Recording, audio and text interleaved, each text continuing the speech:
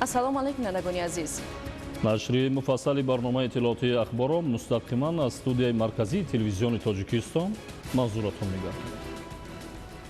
9 апрел асосгузори сулҳу ваҳдати миллии пешвои миллат президенти ҷумҳурии тоҷикистон муҳтарам Эмомалӣ Раҳмон бо мақсади мулоқот бо сокинон, иштирок дар тантанаҳои ҷашни Наврӯз, шиносоӣ бо вазъи иҷтимоию иқтисодӣ, ҷараёни корҳои кишоварзии баҳорӣ, нақшаю тадбирҳои бунёдкориву созандагӣ ва ифтитоҳи иншооти соҳаҳои гуногун ба истиқболи ҷашни бузурги миллии 35-солагии истиқлолияти давлатии ҷумҳурии тоҷикистон ба вилояти Суғд ташриф оварданд. Дар фурудгоҳи байналмилалии Хуҷанд асосгузори сулҳу ваҳдати миллӣ пешвои миллат президенти ҷумҳурии тоҷикистон муҳтарам Эмомалӣ Раҳмонро раиси вилояти Суғд ва дигар масъулони расмӣ истиқбол гирифтанд.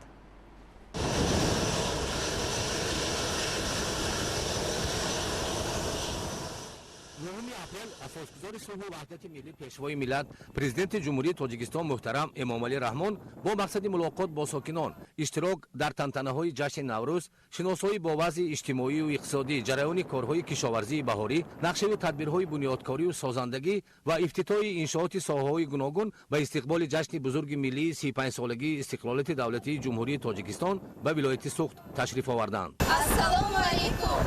меҳру муҳаббати сидқи дилонаи мо ба шумо фарзона фарзанди замон, пешвои шӯҳратафзои ватан хуш омадед. машъалафрӯзи ҳазорон анҷуман хуш омадед. ошуно шуд нур афзо сарзамини суғди мо, нури хуршеди ба қалбу ҷону тан хуш омадед. марҳабо фарзона фарзанди диёри номдор, бар чаманзорони сабзи тоза тавлиди баҳор хуш омадед. пешвои муаззами миллат ва суғди бостон. дар фурудгоҳи байналмилалии Хуҷанд пешвои миллат президенти ҷумҳурии тоҷикистон муҳтарам Эмомалӣ Раҳмонро раиси вилояти Суғд Раҷаббой Аҳмадзода ва дигар масъулони расмӣ истиқбол гирифтанд. намояндагони аҳли ҷомеаи вилояти Суғд пешвои маҳбуби миллатро бо самимияти афзун дар фазои шукӯҳманди наврӯзӣ пазироӣ намуданд. ифтихору сарбаландии хешро аз сиёсати пешвои миллат муҳтарам Эмомалӣ Раҳмон ва ҳукумати ҷумҳурии тоҷикистон баҳри рушду тараққиёт ва ояндаи неки кишвар ифода намуданд.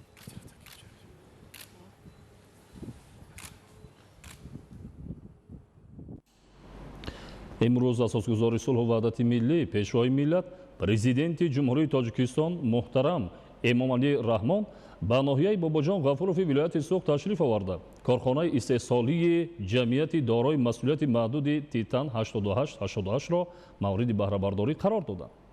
дар корхона бо истифода аз хатҳои муосири технологӣ дар як моҳ 500 тонна ва дар як сол 6000 тонна партови алюминӣ коркард ва аз он маҳсулоти тайёр истеҳсол мешавад. гузориши Абдуваҳоби Абдусаттор.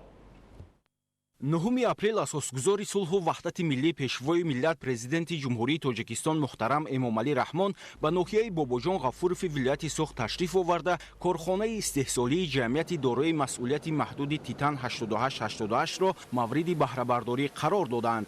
дар корхонаи нави саноатӣ ки масоҳаташ 1.13 гектарро ташкил медиҳад, асосан радиатор, таҷҳизоти гармидиҳӣ, декҳои гуногун ҳаҷм барои рӯзгор ва чароғакҳои равшанидиҳанда истеҳсол карда мешаванд ва бо мавриди баҳрабардорӣ қарор гирифтани иншооти муҳташами тавлидотӣ 100 нафар мутахассиси маҳаллӣ бо кори доимӣ ва маоши хуб таъмин гардиданд.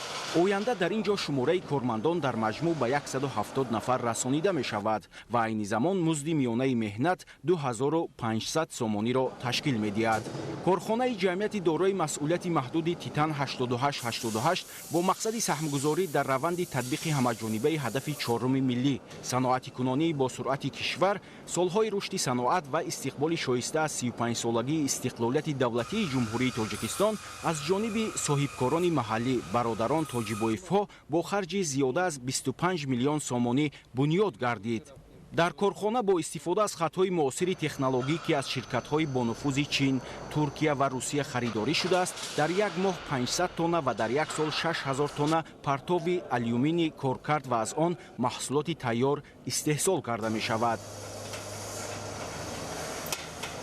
ҳоло дар корхона 2 намуди таҷҳизоти гармидиҳӣ, 3 намуди чароғакҳои рафшанидиҳанда ва зиёда аз 20 намуд дег барои рӯзгор ки ҳаҷмаш аз 2 то 300 литрро ташкил медиҳад, бо дизайни хос ва сифати баланд истеҳсол карда мешаванд. дар ин ҷо шароити кор хуб аст. мо пеш аз ба истифода додани корхона тарзи истифодаю идоракунии дастгоҳу таҷҳизотро пурра аз худ намудем. дар ин қисмати корхона бо ба рангубори радиатор таҷҳизоти гармидиҳӣ машғулем. радиатор таҷҳизоти гармидиҳӣ дар ҳамаи бинои иншоот ки бо шабакаи мутамарказии гармидиҳӣ пайваст аст истифода бурда мешавад. дар корхонаи Титан 8888 аз партофҳои металли ранга алюминӣ маҳсулот истеҳсол карда мешаванд. худи истеҳсолоти корхона низ истеҳсолоти бепартоф ба ҳисоб меравад. мо бо таъсиси корхона истеҳсоли 3 номгӯ беш аз 50 намуд маҳсулотро аз металл ба роҳ монда истодаем. мақсади мо санг гузоштан ба рӯи саноати Тоҷикистон истеҳсолоти маҳсулоти воридот ивазкунанда мебошад ки ба ин мақсад мо ноил шудем. дар ҳудуди корхона ҳамзамон 6 амбор барои нигаҳдории ашёи хом ва маҳсулоти тайёр сохта ба истифода дода шуда, бунёди бинои маъмурии ошхона бо фарогирии 80 ҷойи нишаст ва дигар иншооти ёрирасон имкон медиҳад ки кормандон дар шароити мусоиду беҳтар фаъолияти назаррас дошта бошанд. мо соҳибкорон ифтихор мекунем ки корхонаи моро бевосита пешвои миллат муҳтарам Эмомалӣ Раҳмон мавриди баҳрабардорӣ қарор доданд. пешвои миллат ба мо дастури маслиҳатҳои муфид доданд. мо ҳамаи сипоришҳои роҳбарии давлатро иҷро намуда дар пешравии саноати Тоҷикистон саҳм мегузорем. корхонаи навтаъсиси ҷамъияти мо барои иқтисодии Тоҷикистон ва муҳайё намуди ҷойҳои кори нав саҳми калон дорад. дар корхонаи мо пурра маҳсулотҳои воридоти васкунанда истеҳсол карда шуда ҷавобгоҳи стандартҳои ҷаҳонӣ мебошад ва имконият дорем ки дар оянда содироти маҳсулоти ҷамъиятро ба роҳ монем. мавриди зикр аст ки қаблан талаботи бозори дохилӣ бо ин намуди молу маҳсулот пурра аз ҳисоби воридот таъмин карда мешуд. баъди ифтитоҳи корхонаи мазкур имкон аст бештар аз 50% талаботи бозори дохилӣ бо таҷҳизоти гармидиҳии радиатор, дегҳои гуногун ҳаҷм барои рӯзгор ва чароғакҳои рафшанидиҳанда аз ҳисоби маҳсулоти худӣ таъмин карда шавад. зимни шиносоӣ бо раванди истеҳсолот ба сарвари давлат муҳтарам Эмомалӣ Раҳмон иттилоъ дода шуд ки ашёи хом алюминии дуюмдараҷа аз ҳудуди ҷумҳурӣ дастрас гардида дар печҳои махсус гудохта мешавад ва раванди иҷрои корҳои марбут ба қолаббандӣ, суфтасозӣ, рангу бор, васлу насби қисмҳои алоҳида, инчунин банду басти маҳсулоти тайёр дар коргоҳҳои алоҳида мутобиқ ба меъёру талаботи замони имрӯз сурат мегирад.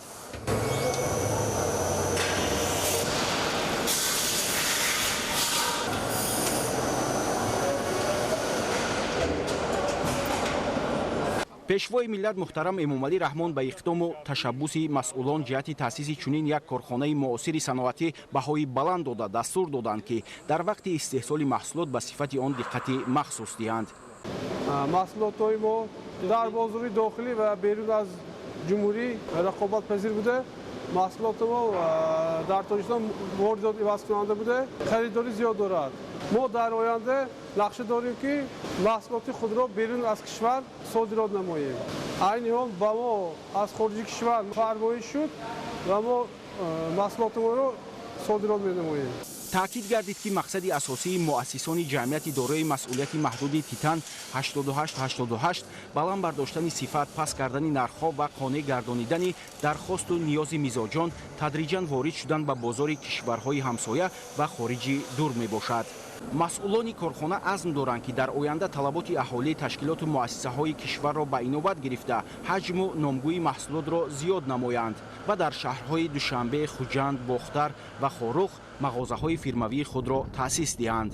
ҳамзамон ҷиҳати содироти маҳсулоти тайёр, таҷҳизоти гармидиҳӣ, дег ва чароғакҳои рафшанидиҳанда ба хориҷи кишвар нақшаҳо таҳризӣ гардида дар ин самт бо як қатор ширкатҳои тиҷоратии Федератсияи Русия ва Ҷумҳурии Озарбойҷон шартномаҳои ҳамкорӣ ба имзо расонида шудааст. ба кор даровардани корхонаи саноатии ҷамъияти дорои масъулияти маҳдуди Титан 8888 ки дар Тоҷикистон аз аввалин истеҳсолкунандагони радиатор, таҷҳизоти гармидиҳӣ, дегҳои ҳаҷму андозаашон гуногун барои рӯзгор ва чароғакҳои рафшанидиҳанда ба ҳисоб меравад, дар роҳи рушди истеҳсолоти ватанӣ инчунин ташкили ҷойҳои кории нав иқдоми муҳиму саривақтӣ номида шуд. асосгузори сулҳу ваҳдати миллӣ пешвои миллат президенти ҷумҳурии тоҷикистон муҳтарам эмомалӣ раҳмон дар ноҳияи бобоҷон ғафуров баъди ба истифода додани корхонаи истеҳсолии ҷамъияти дорои масъулияти маҳдуди Титан 88 дар арафаи иди Саиди Фитр чун оини неки инсондӯстона ба 80 нафар ятими кул тӯҳфаҳои идона тақдим намуданд. дар оғоз президенти ҷумҳурии тоҷикистон пешвои миллат муҳтарам эмомалӣ раҳмон ба наврасони ятим ки аз шаҳрҳои Гулистону Бӯстон ва ноҳияи Бобоҷон Ғафуров вилояти Суғд ҷамъ омада буданд, саломатии бардавом, хониши хубу аъло ва одоби ҳамида орзу карданд. 9 апрел асосгузори сулҳу ваҳдати миллӣ пешвои миллат президенти ҷумҳурии тоҷикистон муҳтарам эмомалӣ раҳмон дар ноҳияи Бобоҷон Ғафуров баъди ба истифода додани корхонаи истеҳсолии ҷамъияти дорои масъулияти маҳдуди Титан 88 дар арафаи иди Саиди Фитр чун оини неки инсондӯстона ба 80 нафар ятими кул тӯҳфаҳои идона тақдим намуданд. дар оғоз президенти ҷумҳурии тоҷикистон пешвои миллат муҳтарам эмомалӣ раҳмон ба наврасони ятим ки аз шаҳрҳои Гулистону Бӯстон ва ноҳияи Бобоҷон Ғафурови вилояти Суғд ҷамъ омада буданд, саломатии бардавом, хониши хубу аъло ва одоби ҳамида орзу карданд. сарвари давлат муҳтарам эмомалӣ раҳмон таъкид намуданд ки таваҷҷӯҳи давлат нисбат ба таълиму тарбияи насли наврас бахусус ятимону бепарасторон ва фарзандони оилаҳои ниёзманд солтосол зиёд гардида, ҷиҳати фароҳам овардани шароити мусоиди таҳсил, кору фаъолият ва зиндагии мустақилонаи онҳо тадбирҳои зарурӣ андешида мешавад. марҳила ба марҳила таҳким бахшидан ба фаъолияти муассисаҳои таълимӣ барои ятимону бепарасторон имкон дод ки сифати нигоҳубин ва таълиму тарбия дар онҳо беҳтар гардида, кӯдакону наврасони бо амри тақдир бесаробон монда таҳти ғамхории давлату ҳукумати мамлакат қарор дода шавад ва дар оянда ҳамчун шахсони фаъолу комилҳуқуқи ҷомеа ба камол расанд. забонҳои хориҷиро медонед? забонҳои русия англисиро медонед? касе ба дараҷаи аъло медонад дастмазд дорад? ман месанҷам. аъло 5 нафар 6 дар озмунҳои ҷумҳуриявӣ фуруғи субҳи доноӣ китоб аст ва дигар озмунҳо киё иштирок карданд? 4 нафар аст. барои чи ҳамин озмона ман барои шумо таъсис додам, наврасону ҷавонон, умуман барои мардуми тоҷикистон, на ин ки наврасону ҷавонон аст, барои кули мардуми тоҷикистон аст. ҳамаи синни совқатӣ фарқаш нест. омӯзгор аст, донишҷӯ аст, хонанда аст, наврас аст, калонсол аст. ин чӣ метиҳад? беҳтарин роҳе аст ки миллати тоҷик, халқи тоҷикистона соҳиб маърифат мегардонад. сатҳи саводнокиашонро баланд мекунад, шӯрнокиро васеъ мекунад. шумо китоб хонедон бештар, китобҳои бадиӣ хонед, сухандон мешавед, мафкуриятон, ҷонбинитон васеъ мешавад. ояндаи тоҷикистон дар дасти шумо. манан наврасону ҷавонони имрӯза давлата кӣ обод мекунад? фарзандони соҳиб маърифат, соҳиб маълумот, соҳиб касб, соҳиби ҳунар, забондон, донишманд, кадоме ки дар озмунҳо иштирок карда шумо бибинед, ба воситаи телевизион мебинед. чӣ хел сухандон ҳастанд аз хондан. барои шумо муҳим, фарзандони азиз, ман ҳамчун падар ба шумо, ҳамчун роҳбар насиҳат мекунам, маслиҳат метиҳам, роҳи дурусти зиндагии ояндаи шуморо нишон дода истодам, кушода истодам ки аламин роҳ ояндаи шуморо бисёр хушбахт мекунад. дар зиндагиятон азият намекашед агар насиҳатҳои мара гӯш диҳед. вақти одам касб надорад, савод надорад, ҳунар надорад, дар то оиладории дуруст карда наметавонад, фарзандотонро чӣ гуна тарбия мекунед? миллат чӣ қадар босавод бошад, чӣ қадар сатҳи маърифатноки баланд дошта бошад, давлат ҳамон қадар тез рушд мекунад, тараққӣ мекунад. хоб иқтисодиёт пеш меравад, олимон, ихтироъкоро, донишмандо пайдо мешавад, ҷойҳои кор мешавад, технология пайдо мешавад, ихтироъ мекунанд, месозанд, бунёд мекунанд. ҳамаи ҷамъ ин ба баланд шудани сатҳ ва сифати зиндагии мардум мешавад. و کسی محتاج نمیشویم، دستنیگری دیگران نمیگردیم. من شما را تنها در یک روزهای عید نه، من دائمی تحت نظارت من قرار دارید. من دائما تشکیلات مؤسسه ها را برای ولایت ها را از شما میپرسم، اول از حال و احوال یتیمان کل و یتیمان عائله کمیزاد. برای همین هم فرزندان عزیز خوانید، آداب آموزید، اخلاق خوب داشته باشید، زبان پاکیزه داشته باشید. بین زبان تاجیکی زبان شیوای شاعرانه است. اولا زبان مادری را به دستی درجه برند. ادبیات های بدیعی را خوانید. در وقت تنهایی کتاب ورق زنید، فکرتان پریشان نمی شود. دوستی نزدیکی انسان کتاب است. اگر کدام فرد جوانی که نورسی که دانش آموزد، علم آموزد، کسب داشته باشد، هنر داشته باشد، صاحبی همه چی می شود.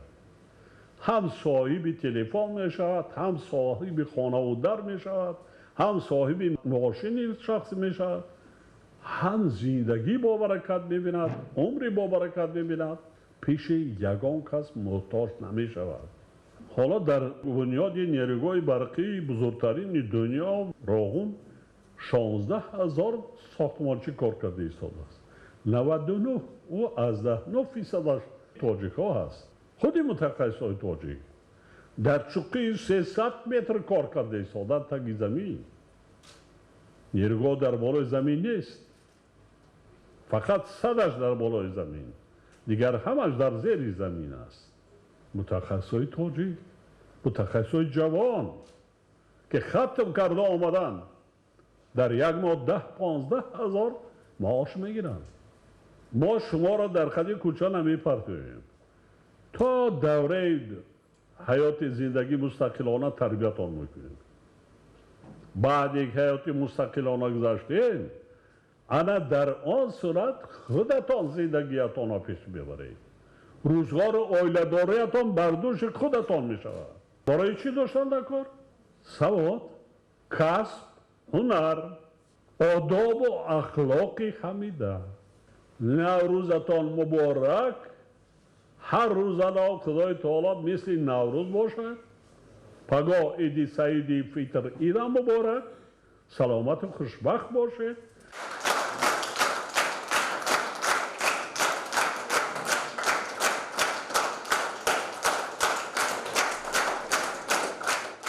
واقعا شادی و نشاط یتیمان را حد و کنار نبود، زیرا آنها شخصا از دست رهبری غمخوار و رعیت پروری خویش مجموعی سر و لباس، پایافزال، کمک یک وقتینه مالیوی و دیگر تحفه های ارزشمند به دست آوردند.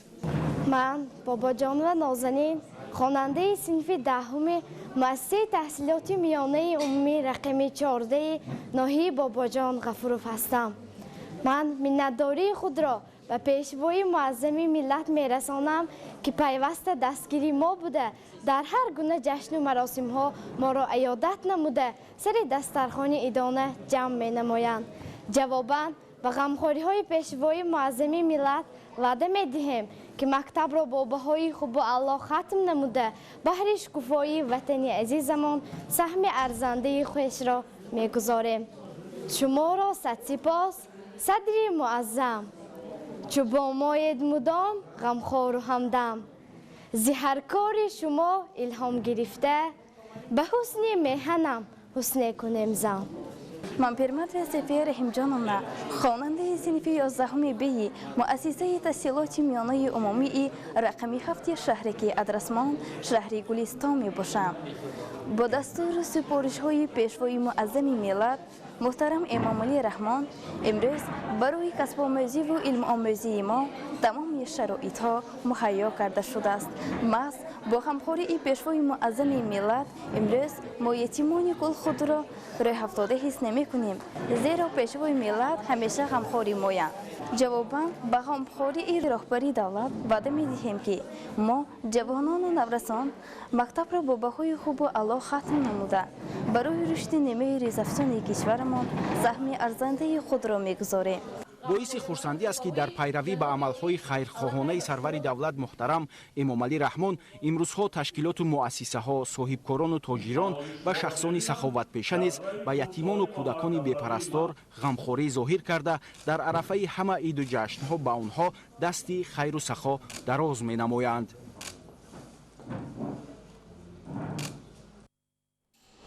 асосгузори сулҳу ваҳдати миллӣ пешвои миллат президенти ҷумҳурии тоҷикистон муҳтарам эмомалӣ раҳмон ба шаҳри Бӯстон ташриф оварда дар коргоҳи истеҳсоли ванаддаи коргоҳи фаръии истеҳсолии гидрометаллургӣ бо хатти истеҳсолӣ пас аз анҷоми корҳои навсозӣ ва барқарорсозӣ шинос шуданд. Дар ин коргоҳ дар як сол то 200 тонна маҳсулот истеҳсол мешавад.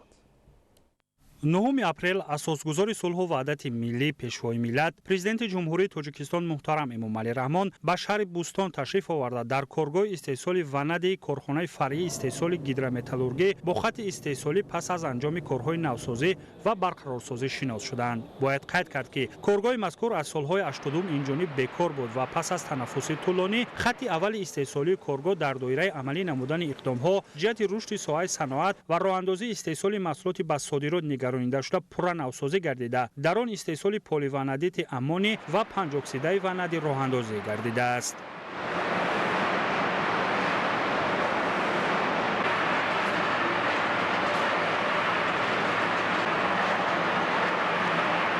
коргоҳ иқтидор дорад, ки дар як сол то 200 тонна маҳсулот истеҳсол намуда ба бозорҳои ҷаҳонӣ пешниҳод намояд. маҳсулоти истеҳсолшуда таъиноти содиротӣ дошта ба Федератсияи Россия, кишварҳои Аврупо ва ҷумҳурии Ӯзбекистон содирот мешавад ва ин таҷрибаи нахустин ба ҳисоб меравад. коргоҳ дар асоси ашёи хоми воридотӣ фаъолият намуда, ҳамкорӣ бо корхонаҳои азими Федератсияи Россия ва ҷумҳурии Ӯзбекистон барои дастрассозии ашёи хом ба роҳ монда шудааст. зимни боздид иттилоъ дода шуд, ки маҳсулоти ниҳоии коргоҳ серхаридор буда ванади барои мустаҳкамсозии таркиби металл то бовар намудани он ба гармиву сардӣ аз меъёр зиёд ва дар саноати истеҳсоли рангҳои ороишӣ ба таври васеъ истифода бурда мешавад. хатти истеҳсолии коргоҳ бо ҷалби сармояи дохилӣ пурра навсозӣ шуда сифати баланди маҳсулотро мутобиқи талаботи бозори ҷаҳонӣ таъмин мекунад.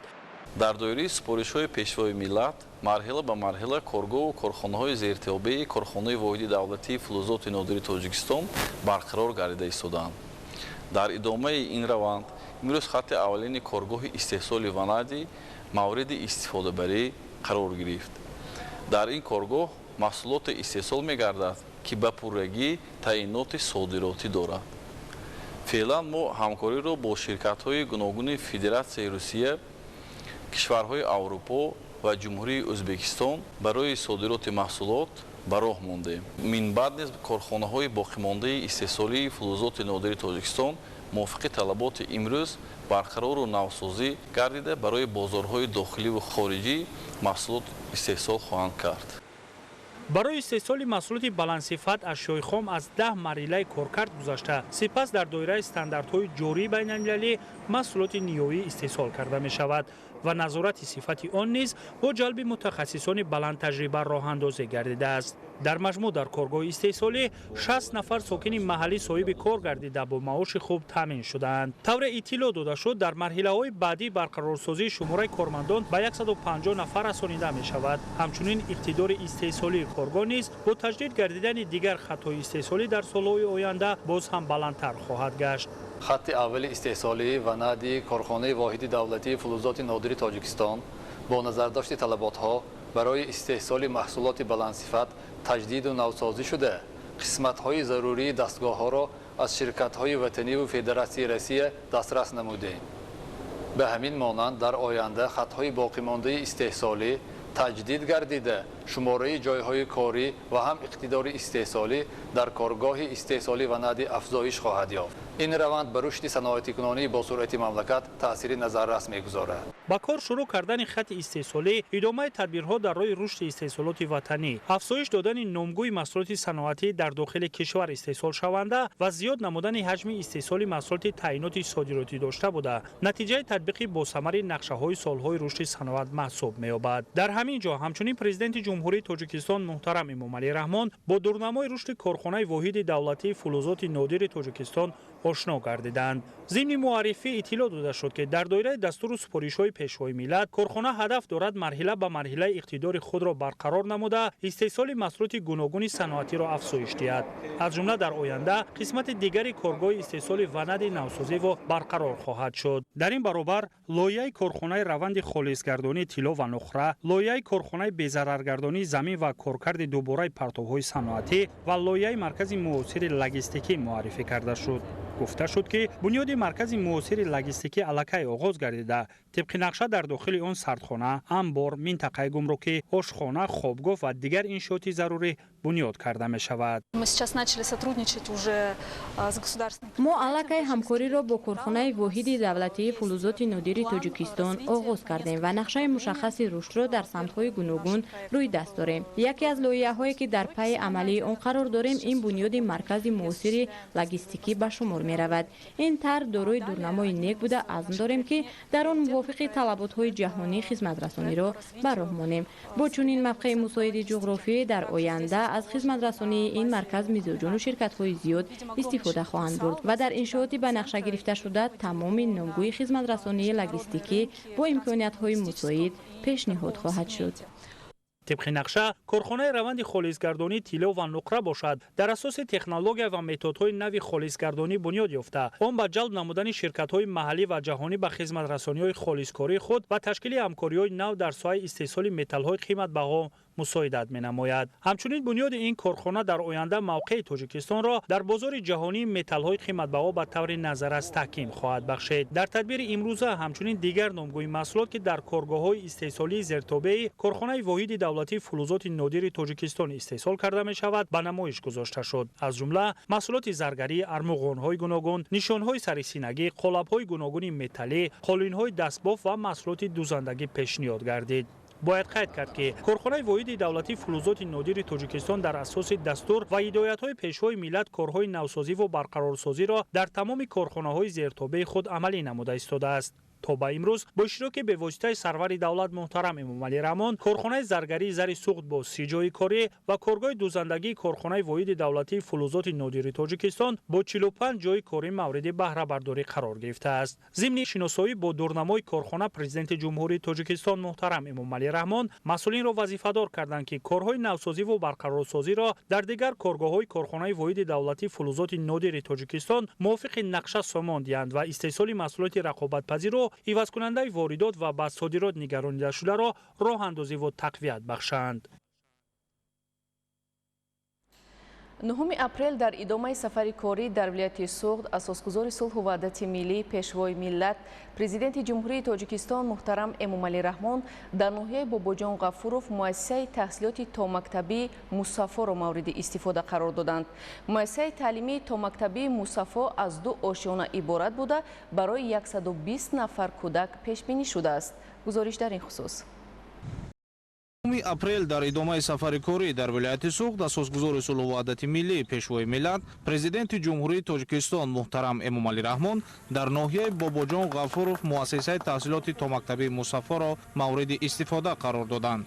مؤسسه با استقبال جشن بزرگ ملی 35 سالگی استقلالیت دولتی جمهوری تاجیکستان با تشبث مقامات اجرایی حاکمیت دولتی ناحیه باباجان غفوروف با طرح زمانوی و صفت بلند بنیاد شده است. مؤسسه تعلیمی تا مکتبی مصفا از 2 آشیانه عبارت بوده برای 120 نفر کودک پیش بینی شده است. در مؤسسه زمانوی 30 نفر مربی در 6 گروه با تعلیم و تربیت دوسترویکان مشغولند.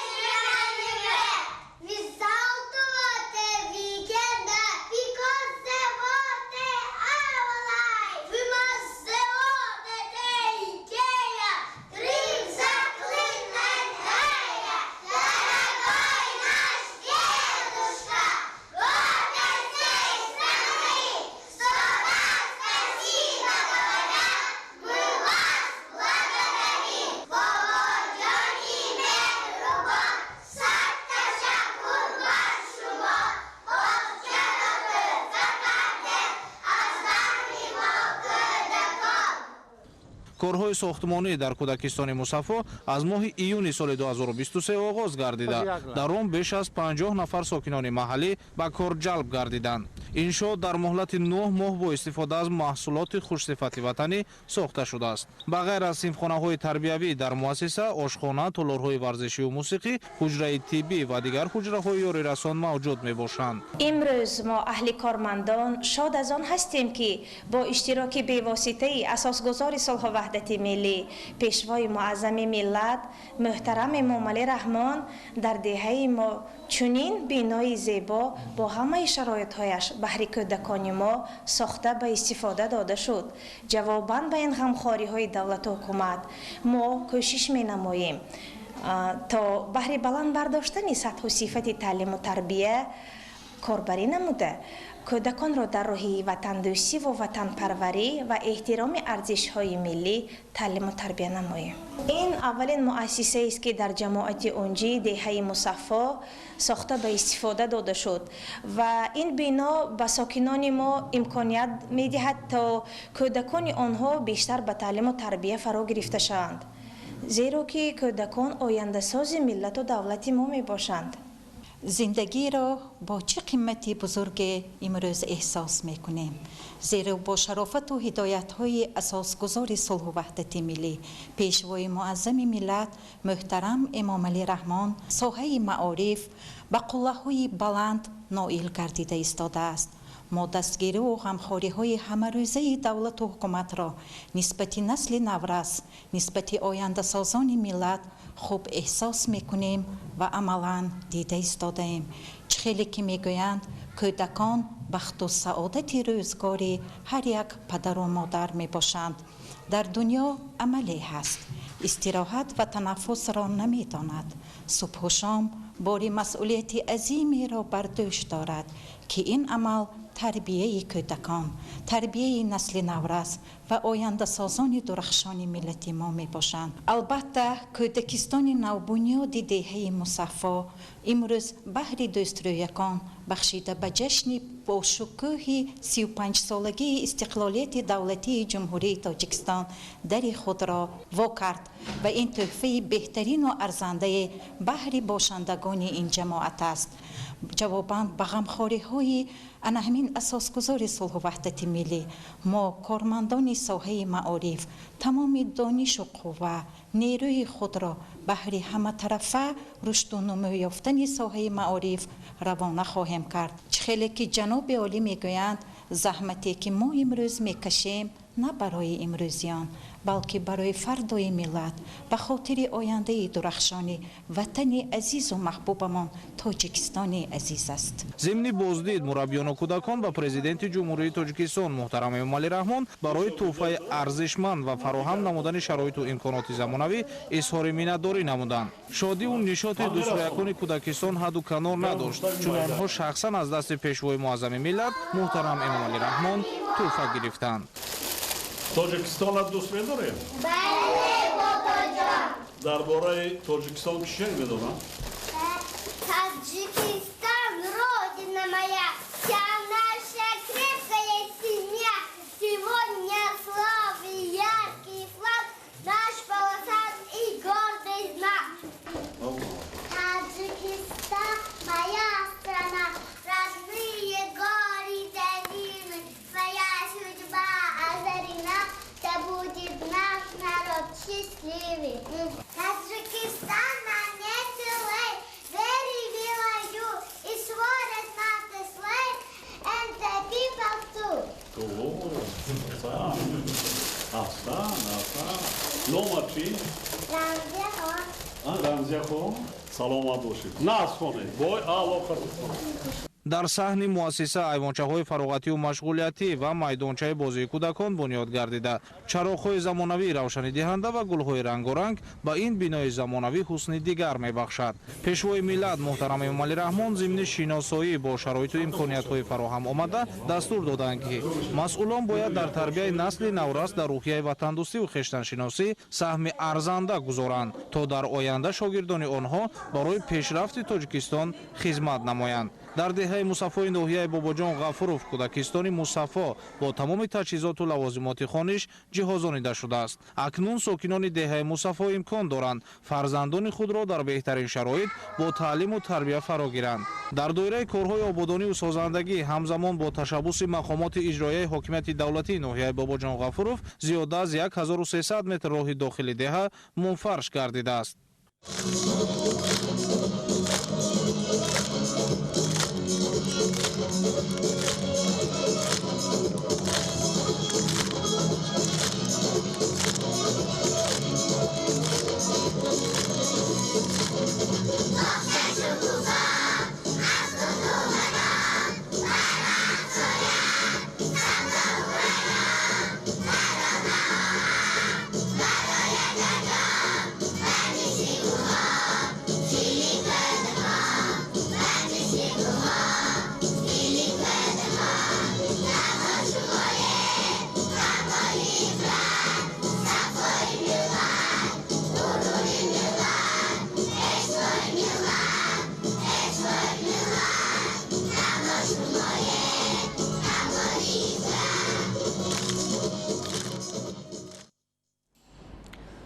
асосгузори сулҳу ваҳдати миллӣ пешвои миллат президенти ҷумҳурии тоҷикистон муҳтарам эмомалӣ раҳмон дар ноҳияи бобоҷон ғафурови вилояти суғд ба фаъолияти ҷамъияти дорои масъулияти маҳдуди муосирпласт оғоз бахшиданд.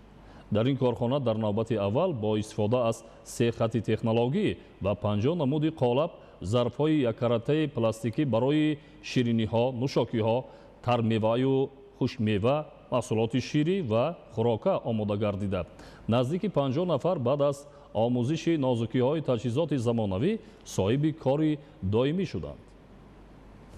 9 апрел асосгузори сулҳу ваҳдати миллӣ пешвои миллат президенти ҷумҳурии тоҷикистон муҳтарам эмомалӣ раҳмон дар ноҳияи бобоҷон ғафурови вилояти суғд ба фаъолияти ҷамъияти дорои масъулияти маҳдуди муосирпласт оғоз бахшиданд. иншооти соҳаи саноат ба истиқболи ҷашни 35-солагии истиқлоли давлатии ҷумҳурии тоҷикистон ва ҳадафи чоруми стратегии саноатикунонӣ бо суръати кишвар бо навтарин технологияи истеҳсоли кишварҳои пешрафтаи ҷаҳон бунёд гардида иқтидор дорад ки дар як сол аз 20 то 60 миллион дона маҳсулот истеҳсол намояд. дар навбати аввал бо истифода аз 3 хати технологӣ ва 50 намуди қолаб зарфҳои яккаратаи пластикӣ барои шириниҳо, нӯшокиҳо, тармеваю хушкмева, маҳсулоти ширӣ ва хӯрока омода гардида 50 нафар баъд аз омӯзиши нозукиҳои таҷҳизоти замонавӣ соҳиби кори доимӣ шуданд.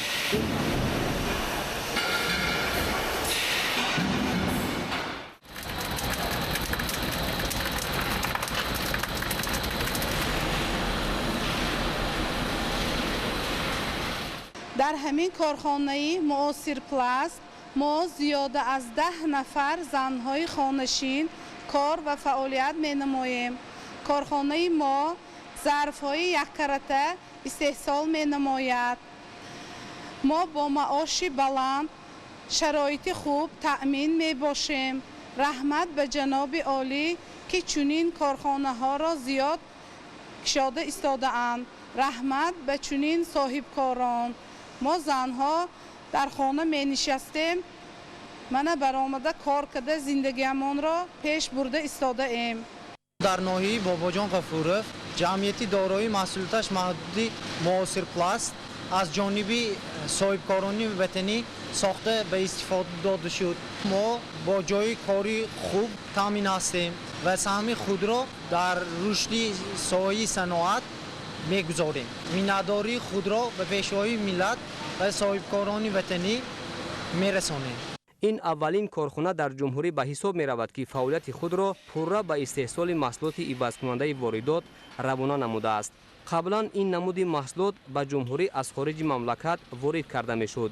аз рӯи маълумот дар як сол тақрибан ба маблағи 175 миллион доллари амрикоӣ маҳсулоти тайёри пластикӣ аз хориҷи кишвар ворид карда мешавад. ба роҳ мондани истеҳсоли чунин намуди маҳсулот ба коҳиши сатҳи вобастагии бозори дохилӣ аз маҳсулоти воридотӣ мусоидат намуда даромаднокӣ ва сатҳи зиндагии мардум ба ин восита боз ҳам беҳтару хубтар мегардад. Ба роҳ мондани истеҳсоли чунин намуди маҳсулот ба коҳиши сатҳи вобастагии бозори дохилӣ аз маҳсулоти воридотӣ мусоидат намуда даромаднокӣ ва сатҳи зиндагии мардум ба ин восита боз ҳам беҳтару хубтар мегардад. ман имрӯз хеле хурсанд ҳастам ки муҳтарам ҷаноби олӣ пешвои муаззами миллат корхонаи моро кушоданд ва аз маҳсулоти мо диданӣ намудану баҳои хуб доданд. аз ин рӯи илҳоми тоза гирифта бо ба нақша дорем ки ҷойи корӣ кунем, корхонаҳои саноатӣ кушоиму ҷойи кори доимӣ карда бо маоши хуб ҳамаро таъмин кунем. пешвои миллат муҳтарам Эмомалӣ Раҳмон зимни шиносоӣ бо шароиту имкониятҳои корхона иқдоми соҳибкорони ватаниро дар самти рушди соҳаи саноат намунавӣ арзёбӣ карда таъкид намуданд ки дар доираи барномаи саноатикунонӣ бо суръати ҷумҳурии Тоҷикистон барои солҳои 2020-2025 ва фазои мусоиди соҳибкорию сармоягузорӣ бояд чунин корхонаҳои истеҳсолӣ дар мамлакат зиёд карда шавад ва ин роҳи муҳими афзоиш додани ҳаҷми истеҳсоли маҳсулот ва таъмини сокинон бо ҷойҳои корӣ мебошад. мо тасмим гирифтем ки зарфҳои акретаро истеҳсолашро ба роҳ монем. ин аввалин корхона аст ки ба истеҳсоли чунин намуд зарфҳои акрета машғул мебошад. миннатдории худро ба муҳтарам ҷаноби олӣ Эмомалӣ Раҳмон мерасонем ки ҳамеша соҳибкоронро дастгирӣ мекунанд.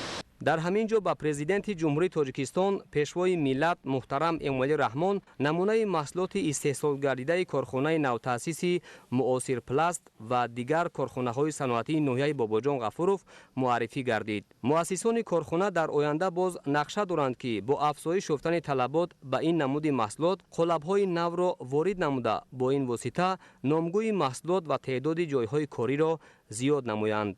корхонаи мо соли 2022 бо иштироки бевоситаи ҷаноби олӣ пешвои муаззами миллат муҳтарам Эмомалӣ Раҳмон ифтитоҳ гардид ва имрӯз бо маром истеҳсоли худро ба роҳ мондааст. маҳсулоти истеҳсолкунандаи мо воридот ивазкунанда мебошад ва дар бозори дохилӣ имрӯз ба фурӯш бароварда шудааст. мо дар назди биноҳои истиқоматӣ ки ҳозир қомат афрохта истодааст ин таҷҳизотро гузошта истодем ки аз ин истифода мебаранд. мо хеле шод ҳастем ки имрӯз ҷаноби олӣ дар ифтитоҳи корхона иштирок карданд ва мо низ хурсанд ҳастем ки ҳадафи чорumi ҳукумати ҷумҳурӣ ки яъне саноаткунонӣ бо суръати кишвари азизамонро дастгирӣ карда истодаем.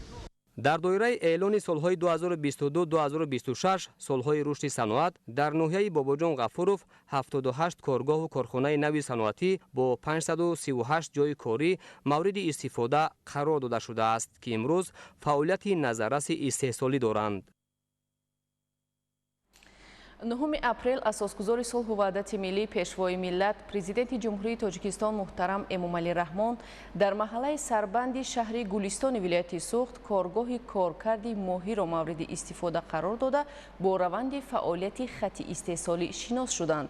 дар коргоҳ дар ду баст 50 нафар сокини маҳаллӣ ки аксарияти онро занону духтарон ташкил медиҳад бо ҷойи корӣ таъмин гардиданд. 9 апрел асосгузори сулҳу ваҳдати миллӣ пешвои миллат президенти ҷумҳурии Тоҷикистон муҳтарам Эмомалӣ Раҳмон дар маҳаллаи сарбанди шаҳри Гулистони вилояти Суғд коргоҳи коркарди моҳиро мавриди истифода қарор дода бо раванди фаъолияти хати истеҳсолӣ шинос шуданд.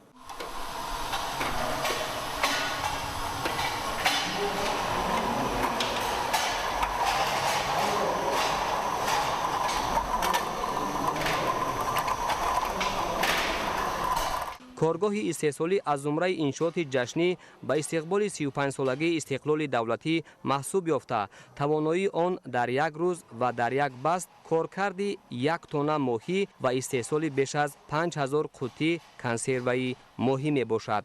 коргоҳ дар доираи дастуру супоришҳои пешвои миллат ба хотири таъмини сохторҳои низомӣ ва бозори дохилӣ бо консерваи моҳӣ таъсис дода шуда дар он 50 нафар сокини маҳаллӣ дар ду баст ки аксариятро занону духтарон ташкил медиҳанд бо ҷойи корӣ таъмин гардиданд. пеш аз ҳама ман миннатдории худамро ба ҷаноби олӣ мерасонам ки мо занҳои хонашин бо кор таъмин шудем. хурсанд аз онам ки рӯз аз рӯз дар тоҷикистони мо чунин корхонаҳо зиёд шуда истоданд. занҳои мо бо корҳо таъмин шуда истоданд. қариб 30 нафар занҳо бо ҷойи кор таъмин шудем.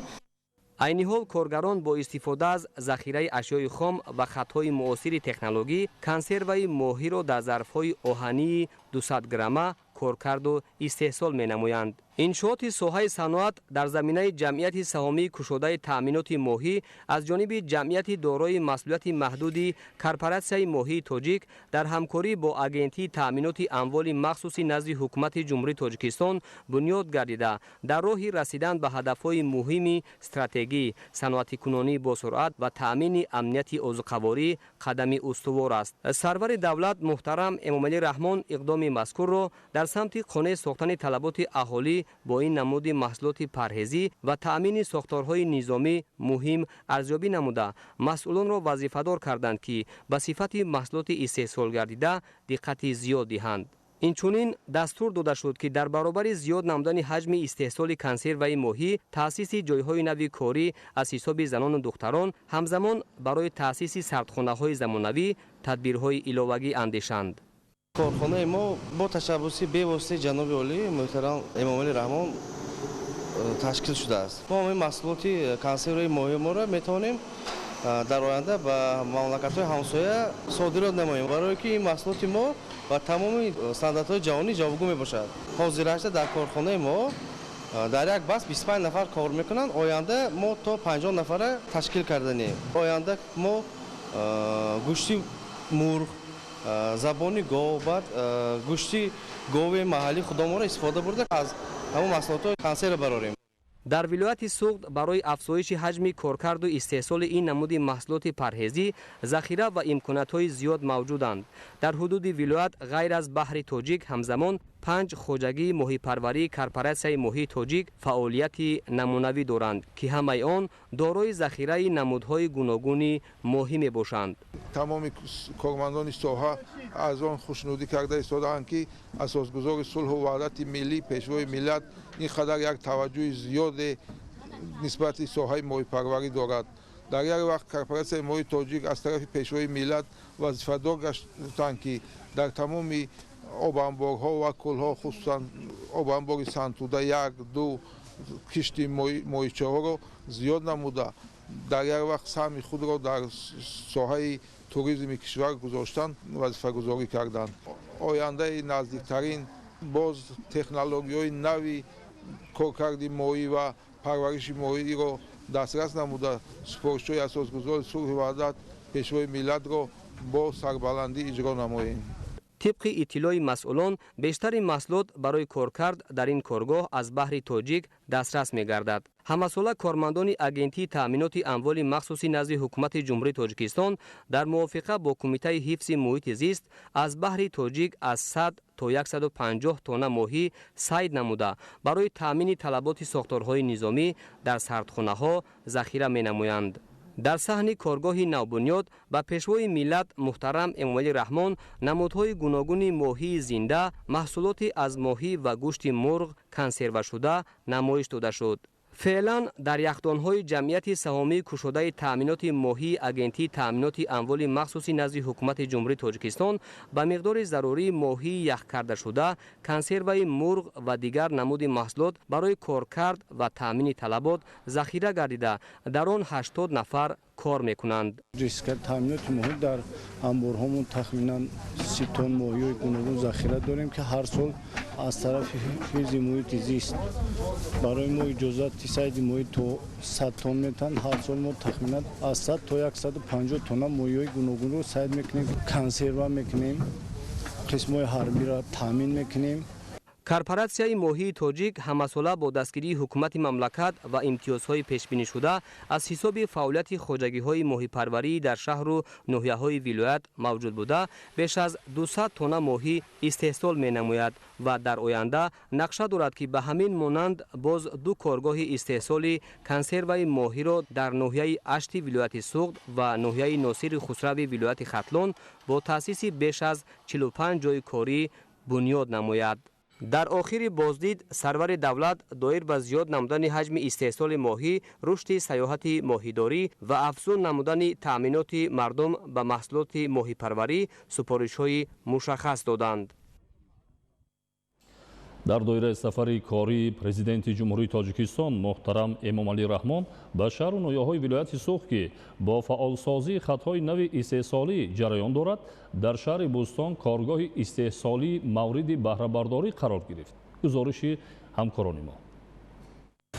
истеҳсолот рушд меёбад ва номгӯи нави маҳсулоти истеҳсол гардида дар корхонаҳои ватанӣ ба бозорҳои дохиливу хориҷӣ роҳ меёбанд. дар идомаи рушди соҳаи саноат дар шаҳри Бӯстон боз як корхонаи нави истеҳсолӣ ба кор шурӯъ кард. дар доираи сафари кории асосгузори сулҳу ваҳдати миллӣ пешвои миллат, президенти ҷумҳурии тоҷикистон муҳтарам эмомалӣ раҳмон ба вилояти суғд дар шаҳр корхонаи коркард ва истеҳсоли навъҳои гуногуни сим ба кор оғоз намуд.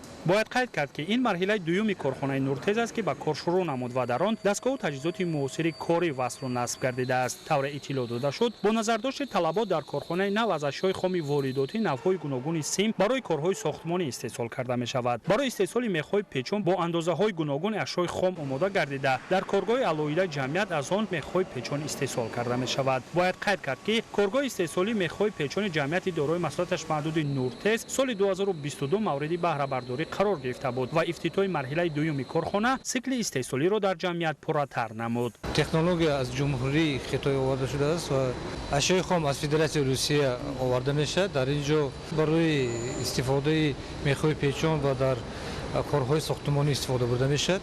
зиёда аз 12 намуд мехҳои печон истеҳсол мекунем. дар бозорҳои тамоми ҷумҳурӣ ба фурӯш монда мешавад. дастгоҳу таҷҳизоти насб гардида дар корхона сифати баланди маҳсулотро таъмин намуда, ҳамчунин аз лиҳози истифодаи нерӯи барқ каммасраф мебошанд. дар ин корхона 4 нафар сокини маҳаллӣ пас аз омӯзиш соҳиби кори доимӣ гаштанд. бунёдо ба истифодадеҳии корхонаи нав идомаи мантиқии амалишавии нақшачорабиниҳо бахшида ба 35-солагии истиқлолияти давлатии ҷумҳурии Тоҷикистон буда, ҳамчунин ин иқдом бар рушди бештари саноат дар шаҳр мусоидат хоҳад кард. ин технологие ки сими ғавсро борӣ карда барои самарес тайёр мешавад. мо сима аресие ворид мекунем дар Тоҷикистон, баъд калибраша майда мекунем, баъд вая печка монда гудохта сим тайёр мекунем. 30 намуд 40 намуд маҳсулот барода мешавад, як намуди ҳами сим. бояд қайд намуд ки маҳсулоти корхонаи навтаъсис ивазкунандаи воридот буда дар ҳоли талаботи афзоянда ба симҳои сохтмонӣ коргоҳ имконият дорад ки бо сифати баланд маҳсулоти худро пешниҳоди харидорон намояд. маҳсулот дар 4 марҳила бо истифода аз дастгоҳҳои муосир дар корхона коркард гардида, танҳо пас аз санҷиши лабораторӣ ба бозорҳо роҳ меёбад. бо таъсиси чунин коргоҳу корхонаҳо дар мамлакат ҳамасола истеҳсоли номгӯи нави маҳсулоти саноатӣ роҳандозӣ шуда, истеҳсолот рушд меёбад ва ҳамчунин нақшаҳо дар роҳи расидан ба ҳадафи саноаткунонӣ бо сурати мамлакат пайгирона ва мувофиқи мақсад амалӣ карда мешаванд. дар доираи сафари кории асосгузори сулҳу ваҳдати миллӣ пешвои миллат, президенти ҷумҳурии Тоҷикистон муҳтарам Эмомалӣ Раҳмон дар ноҳияи Ашт муассисаи нави таълимӣ мавриди истифода қарор гирифт. гузориш оид ба имконоти таълим дар ин муассиса. дар доираи сафари кории асосгузори сулҳу ваҳдати миллӣ пешвои миллат, президенти ҷумҳурии Тоҷикистон муҳтарам Эмомалӣ Раҳмон ба шаҳру ноҳияҳои вилояти суғд дар ноҳияи Ашт бинои муассисаи таҳсилоти миёнаи умумии рақами 25 мавриди истифода қарор дода шуд. дар доираи тантанаҳои ҷашни 35-солагии истиқлоли давлатӣ ва амалишавии иқдомҳои созанда акнун сокинони деҳаи дурдасти Ашт соҳиби мактаби замонавӣ гардиданд. бинои таълимие ки қаблан мактаббачагон дар он таҳсил менамуданд, корношоям ва дар ҳолати садамавӣ қарор дошт. аз ин рӯ соли 2023 бо дастуру ҳидоятҳои бевоситаи пешвои муаззами миллат муҳтарам Эмомалӣ Раҳмон корҳои сохтмонӣ барои бунёди мактаби муосиру ҷавобгӯи талабот дар деҳаи дурдасти Ашт оғоз гардид ва он дар муҳлатҳои муайяншуда бо сифати баланду ҷавобгӯи талаботи замони муосир мавриди истифода қарор дода шуд. дар ҷамоати деҳоти мо ҳамин хеле мактаби ободу зебо кушода шуд. ман дар мактаби пештараи ҳамин рақами 25 ки дар сал поёнтар ба ҷойгиршудагӣ кор кардам. мактаб дар ҳолати садамавӣ ҷойгиршудагӣ буд. шукрона мекунем ки ҳамин хеле мактаби ободу зебо кушода шуд. ҳамаи кабинетҳо шароитҳои нақс карди ҳамин ҷавобан ба ҳамин хизматҳои давлат, дастгирии давлат мо самимона аз таҳти дил барои баланд бардоштани сифати таълим ҳар яка мо ҳиссагузор шудем дар кор. дар маросими ифтитоҳи бинои мактаби рақами 25 ки барои 1240 хонанда дар ду баст پیشبینی شده است نمایندگان حکومت جمهوری تاجیکستان اشتراک نمودند. ضمن شناسایی از شرایط فراهم شده تاکید گردید که اساس رشد تمام ساحه‌های اجتماعی و اقتصادی از کادرهای دانشمند و کاردان و باسواد وابستگی کلان دارد و با این مقصد حکومت مملکت در دایره تدبیرهای آبادانی پیش از همه به تربیت جوانان وطن دوست و بهتر نمودن شرایط تعلیم و تربیت در مؤسسه‌های تعلیمی دقت اولین درجه ظاهر می‌نماید. من مینداری خود را به اساسگذاری صلح و وحدت ملی پیشوای ملت پرزیدنت جمهوری تاجیکستان محترم امامعلی رحمان بیان می نمایم، چون با تشبث پیشوای ملت برای ما جوانان چنین مؤسسه پرحشمت و درگاه علم و معرفت که با تمام لوازمات های ضروری جهازانیده شده است و برای تحصیل نمودن ما تمام شرایط ها مهیا می باشد بنا گردیده است. به جواب چنین غمخواری های پیشوای ملت ما جوانان نیز در آینده کوشش می نماییم که با تحصیل خوب و اعلا تحصیل نموده در آینده تاجیکستانی عزیز را در عرصه جهان معرفی نماییم. طبق دستور و سپارش‌های اساسگذار صلح و وحدت ملی پیشوای معظم ملت محترم امامعلی رحمان، مؤسسه دولتی مرکز تطبیق لایحه ساختمان و مجهزگردانی مکتب‌ها در عملی‌گردانی مرحله چهارم یک چند قطار انشاءات‌ها را به نقشه گرفته و ساخته به استفاده داده شد. یکی از آنها این ساختمان بینای مؤسسه تعلیمی رقم 25 دهه 8 ناحیه 8 به حساب می رود که مکتب دارای 620 جای نشست در یک بس و 1240 جای نشست در دو بس بوده. مکتب دارای تالار مجلسی، تالار ورزشی، صنفخانه های فنی، آشخانه و دیگر انشاءات های یاری رسان می باشد. در ساختمان انشاءات مذکور 60% محصولات های وطنی استفاده برده شده از روی تمام استانداردهای امروزه ساحه ساختمان جوابگو می باشد.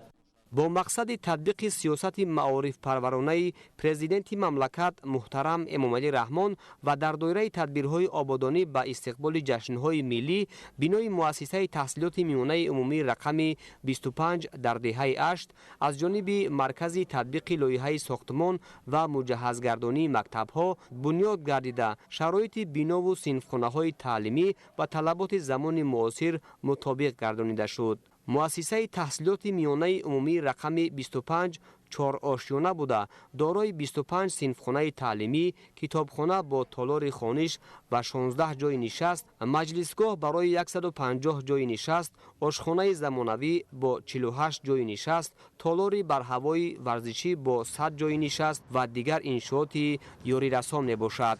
آشخانه بینا پورا با میز و کرسی و تجهیزات لازمه مجهز گردانیده شده روند تعلیم و تربیت در شرایط زمانوی صورت میگیرد.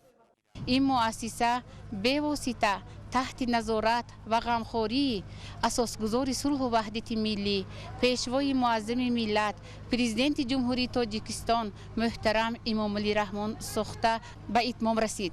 از این رو من صمیمانه از نام مؤسسین و اهل ساکنان ده منتداری بیان میکنم. ما جواباً به این غمخواری پدرانی پیشوای معظم ملت محترم امامعلی رحمان که علم آموزی خوانندگان دوردستترین دهه وطنمان از مد نظرشان بیرون نمانده است، تمام دانش و علم و ملکه کسبی خود را صرف میکنیم. وعده میدهیم که فرزندان صادق وطن با سواد و صاحب هنر را به وایه میرسانیم. در دایره 20 ساله آموزش فنهای دقیق ریاضی و طبیعت شناسی، صنفخانه‌های فیزیک، شیمیا، بیولوژیا و صنفخانه‌های کامپیوتری با تمام تجهیزات لازمه تامین گردیده است و از چنین شرایط سازگار خوانندگان می توانند ثمرناک استفاده نموده سطح دانش خود را باز هم بلند بردارند. ما به گشاده شوی مؤسسه زمانوی که دارای تمام شرایط ها می باشد شاهد شدیم و اساسگذاری صلح و وحدت ملی پیشوای معظم ملت پرزیدنت جمهوری تاجیکستان محترم امامعلی رحمان منتداری خود را بیان می نماییم.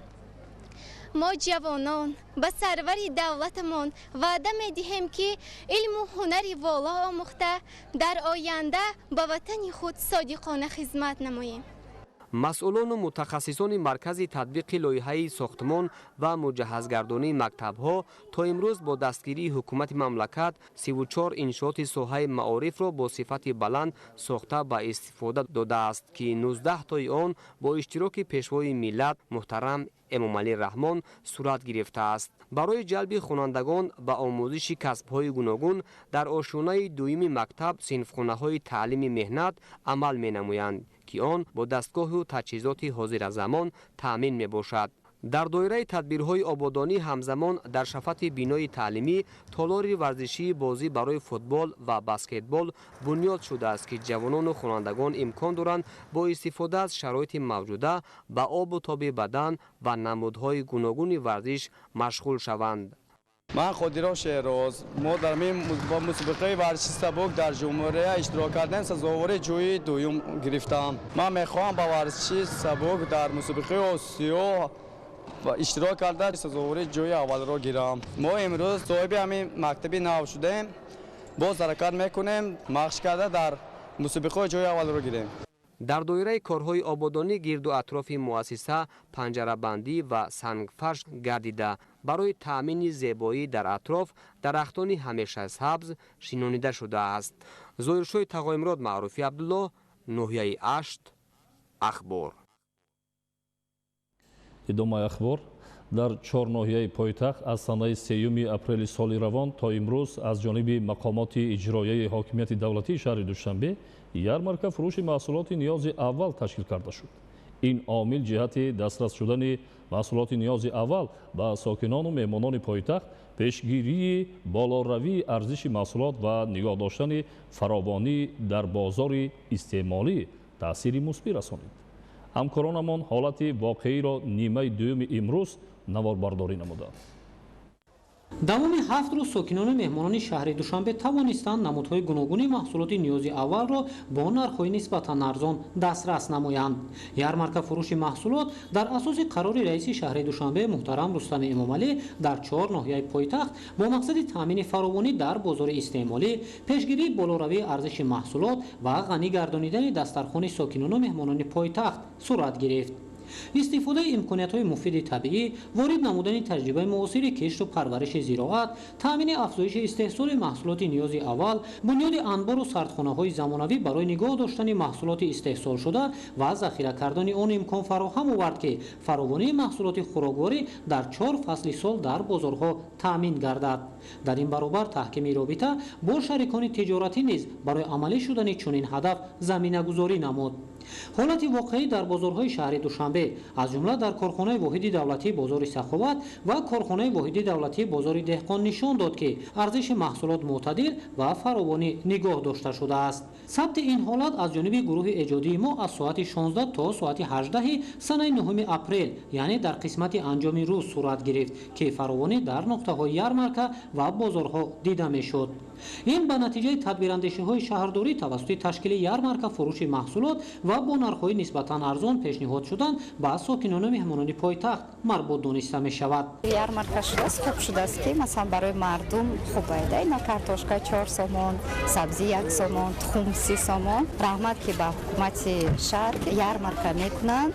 аз рӯи ярмарка мардум яъне метавонад ки харидорӣ кунад. нархи ярмарка арзон аст. дар ярмарка фурӯш нисбат ба бозорҳои хусусӣ ва марказҳои савдо арзиши маҳсулоти ниёзи аввал аз 20 то 25% арзон пешниҳод гардид.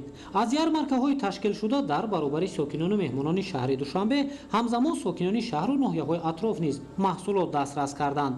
аз ин иқдоми наҷиби шаҳрдорӣ ҳамагон аз санаи 3 то 9 апрел баҳравар шуданд. ярмарка фурӯши маҳсулоти ниёзи аввал аз ҷониби мақомоти иҷроияи ҳокимияти давлатии шаҳри душанбе ташкилу гузаронида шуд. дар ин баробар вазорати кишоварзӣ ва иттифоқи тоҷик матлубот низ саҳмгузорӣ намуданд. имрӯз тавассути амалӣ намудани ин ва дигар тадбирҳои зарурӣ ҳадафи шаҳрдорӣ ба ғанӣ гардонидани дастархони мардум ва беҳбуд бахшидан ба зиндагии ҳамагон равона карда шудааст. дар ин баробар сокинони мамлакатро низ зарур аст ки ба зиёдаравӣ роҳ надиҳанд, зеро харҷи бемавриду зиёдатӣ қабл аз ҳама ба зарари ҳар як оила мебошад. тамошобинони азизу арҷуманд, ин буд барномаи иттилоотии ахбор. хайр, тансияту хунобод бошед.